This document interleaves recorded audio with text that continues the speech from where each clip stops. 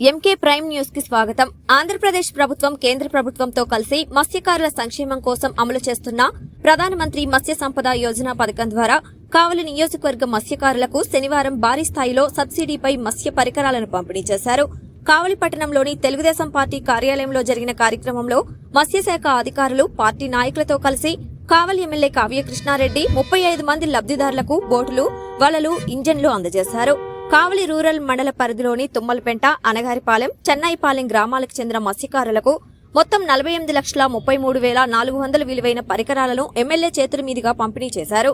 ఈ సందర్భంగా ఎమ్మెల్యే కావ్య కృష్ణారెడ్డి మాట్లాడుతూ మత్స్యకారుల అభివృద్ధి మరియు సంక్షేమమే రాష్ట్ర ప్రభుత్వ లక్ష్యమని స్పష్టం చేశారు. మత్స్యకారులు ఆర్థికంగా బలోపేతం కావడానికి ప్రభుత్వం నిరంతరం కృషి చేస్తుందని పేర్కొన్నారు.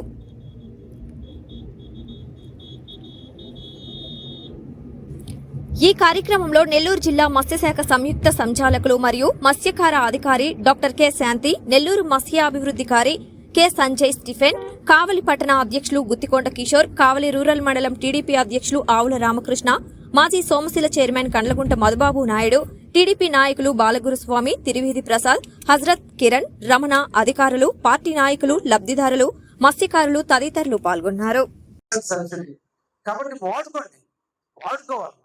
వాడుకొని మనం ఎదిగి 10 మందికి ఆహారాలు పెట్టి 10 మందికి జీవనోపాధి కల్పించి మీరు ఇంకా మేము చిన్న బోట్లతో బతుకుతాం అనే దానికంటే కూడా పెద్ద బోట్ల యజమానులుగా మీరు అందరూ ఎదగాలని మనసారా కోరుకుంటూ ఈ రోజున ఈ కార్యక్రమంలో మీరు అందరూ వచ్చినందుకు అందరూ కూడా ధన్యవాదాలు తెలియజేస్తూ ముగిస్తున్నాను. Thank you.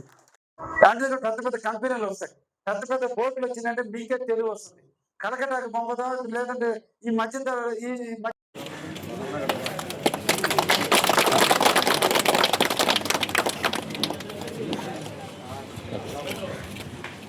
Okay.